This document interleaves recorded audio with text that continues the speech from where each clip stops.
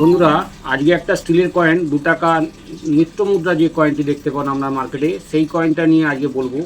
এবং এই কয়েনটা মার্কেটে একটি হইচই পড়ে গেছে, এই কয়েনটা আপনাদের দেখাবো।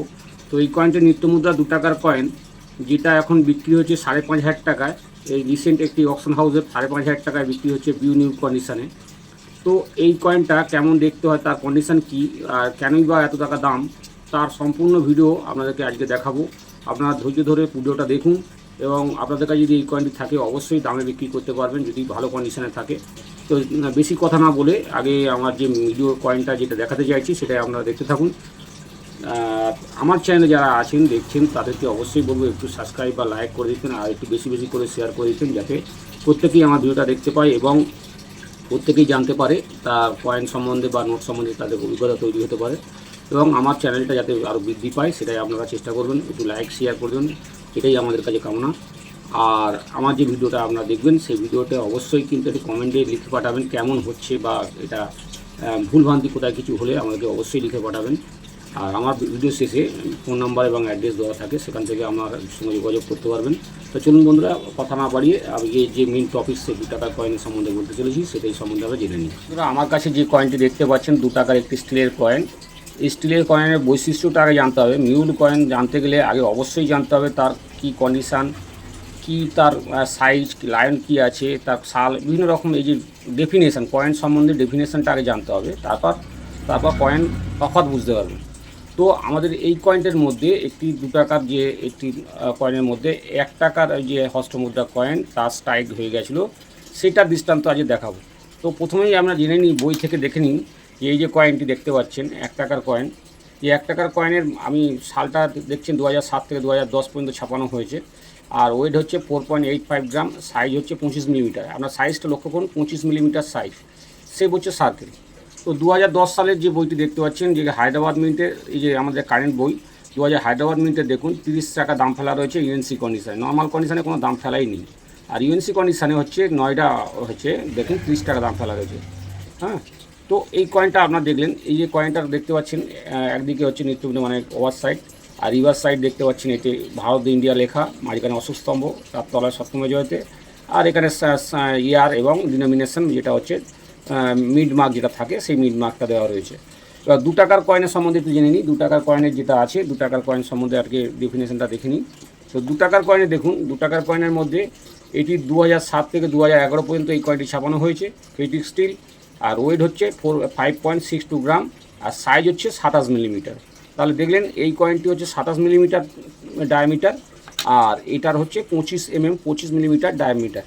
তো দুটো ডিফারেন্স, ডায়ামিটারের ডিফারেন্স এবং লাইনের ডিফারেন্সও রয়েছে। এটা দেখুন 2010 সালের যে আমি কয়েনটা যেটা দেখাতে চাইছি, তো 10 সালেই এই কয়েনটা মিউল হয়েছে, তারটা আমি দেখাতে চাইছি।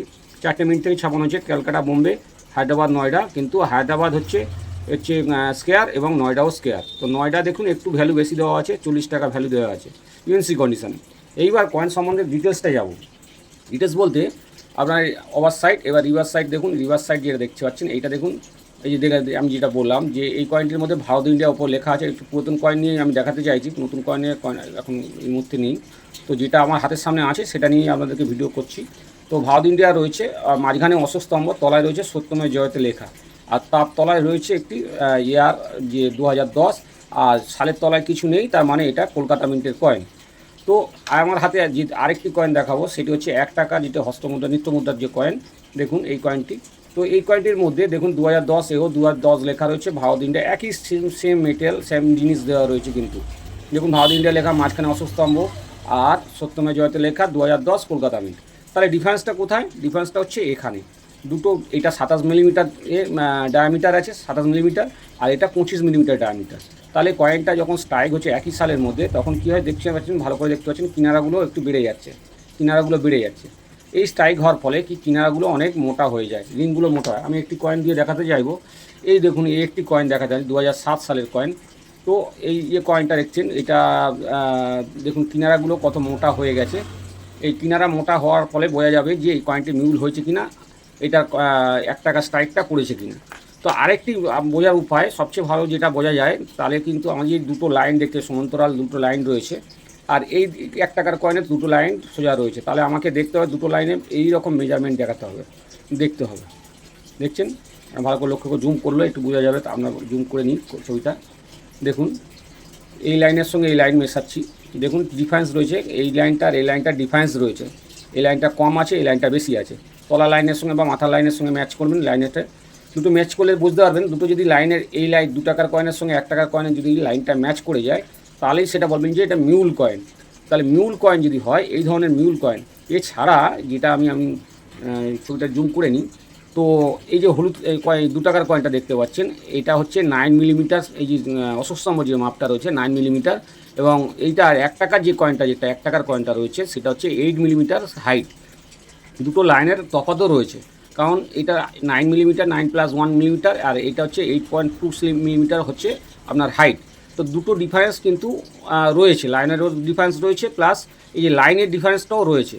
তাছাড়া কি হচ্ছে, কিনারা যে বলছি আমি, এই কয়েনটা দিয়ে দেখাতে চাই 2 টাকার কয়েন, এটিও 2 টাকার কয়েন, 2007 সালের কয়েন। তো কিনারাগুলো এইরকম মোটা চারিদিকে হতে হবে, একদিকে না, হ্যাঁ চারিদিকে এইরকম মোটা হতে হবে।